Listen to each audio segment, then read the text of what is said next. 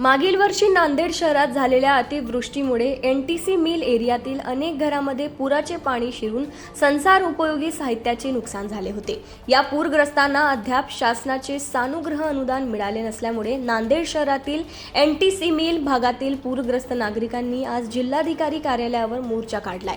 या मोर्चात मोठ्या संख्येने पूरग्रस्त नागरिक सहभागी झाले होते। शासनाकडून मंजूर करण्यात आलेले सानुग्रह अनुदान तातडीने पूरग्रस्त नागरिकांच्या खात्यात जमा करावे अशी मागणी पूरग्रस्त नागरिकांनी निवेदनाद्वारे जिल्हाधिकाऱ्यांमार्फत पालकमंत्री अतुल सावे यांच्याकडे केली आहे।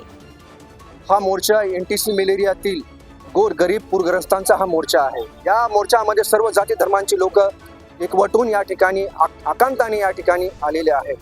गेल्या 1 सप्टेंबर 2024 रोजी व दिनांक 3 सप्टेंबर 2024 रोजी जे अतिवृष्टी झाली नांदेड शहरामध्ये आणि त्याच्या पर्यावरण हे पुरामध्ये झालं आणि या सर्व पुरामुळे संपूर्ण एनटीसी मिल एरियामधील बहुतांश घरं, मी म्हणेल की 95% घरं ही पाण्याखाली गेली आणि संपूर्ण मोलमजुरी करणारा हा जो वर्ग आहे तो या पुरामुळे हवालदिल झालेला आहे।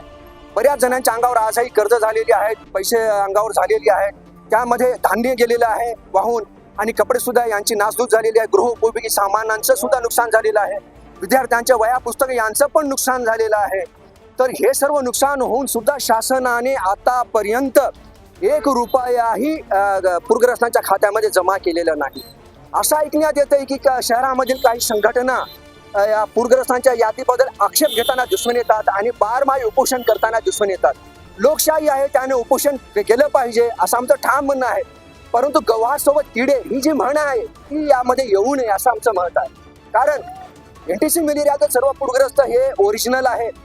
कारण हे संपूर्ण जिल्ह्याला माहित आहे की एनटीसी मिल एरिया पलीकडे आड आणि अलीकडे विहीर, म्हणजे पलीकडे गोदावरी नदी आहे आणि अलीकडे नाला आहे। गोदावरीचं पाणी फुल झाल्यानंतर ते बॅकवॉटर नाल्याद्वारे येऊन संपूर्ण घरामध्ये जात आहे। म्हणून म्हणतो की डोळस व्यक्ती हे सुद्धा म्हणेल की एनटीसी मिल एरिया म्हणजे पाण्याखालचा एरिया आहे। ते कोणी म्हणते काय मागणी? प्रशासनाकडे आमची अर्थ काळजातून अगदी शाब्दिक अशी मागणी आहे की शासनाने गेल्या 8 महिन्यापासून जे आमचं जे आपत्कालीन जे अनुदान आहे तर तातडीनं विलंब झाल्यामुळे तातडीनं आमच्या संपूर्ण पूरग्रस्तांच्या खात्यामध्ये ते जमा केलं पाहिजे अशी आमची एकमेव अशी मागणी आहे।